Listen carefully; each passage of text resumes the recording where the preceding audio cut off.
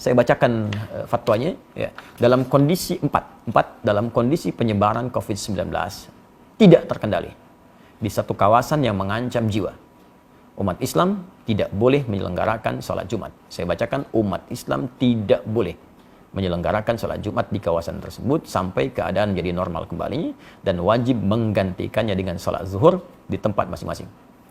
Demikian juga tidak boleh menyelenggarakan aktivitas ibadah yang melibatkan orang banyak dan diyakini dapat menjadi media penyebaran COVID-19 seperti jamaah sholat 5 waktu atau rawatib, sholat tarawih dan id di masjid atau tempat umum lainnya, serta menghadiri pengajian umum dan majlis taklim.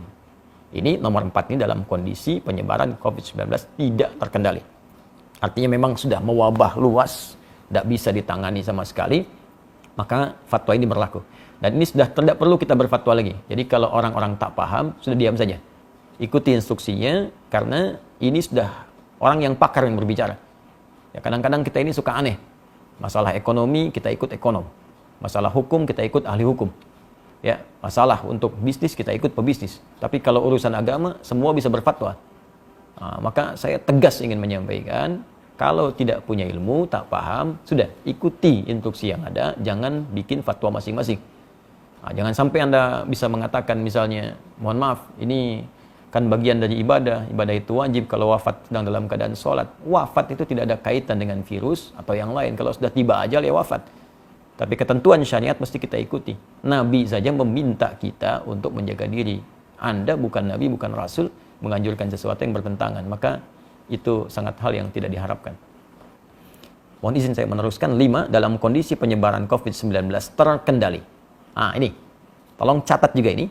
Dalam kondisi penyebaran COVID-19 terkendali, umat Islam wajib menyelenggarakan sholat Jumat dan boleh menyelenggarakan aktivitas ibadah yang melibatkan orang banyak, seperti jamaah sholat 5 waktu atau rawatib, sholat tarawih dan id di masjid atau tempat umum lainnya, serta menghadiri pengajian umum dan majlis taklim dengan tetap menjaga diri agar tidak terpapar COVID-19.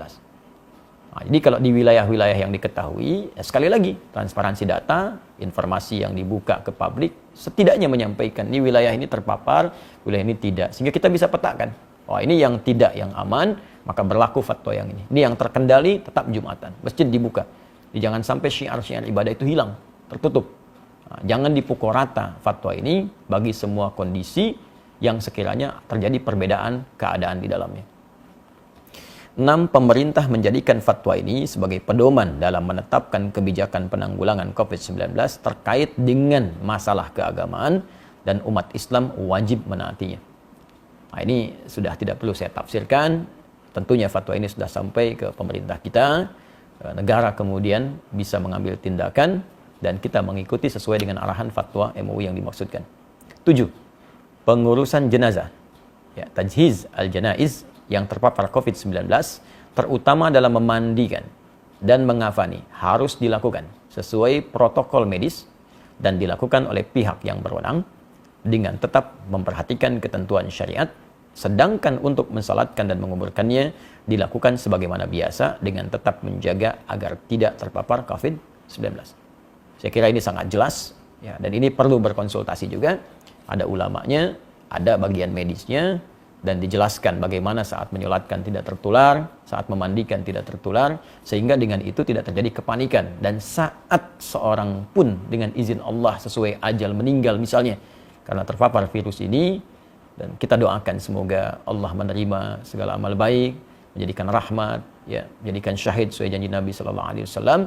Nah, tapi yang paling penting adalah dengan jelas semua itu tidak ada kepanikan dan kita mengerti apa yang harus kita lakukan. Ya. 8. Tindakan yang menimbulkan kepanikan dan atau menyebabkan kerugian publik seperti memborong dan atau menimbun bahan kebutuhan pokok serta masker dan menyebarkan informasi hoax terkait COVID-19 hukumnya haram. Hukumnya haram, termasuk Anda pun yang menyebarkan informasi fatwa yang sembarangan, ya, yang bahkan tidak terkait dengan kondisi yang dihadapi, itu bisa salah juga.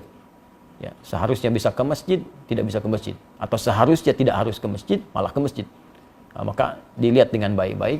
Dan saya pada poin yang ke-8 ini ingin mengajak seluruh lapisan masyarakat Indonesia, tanpa kecuali, terlepas dari sekat-sekat keyakinan dan yang lainnya. Mari kita bersinergi untuk mengatasi wabah virus COVID-19 ini. Ya, Anda yang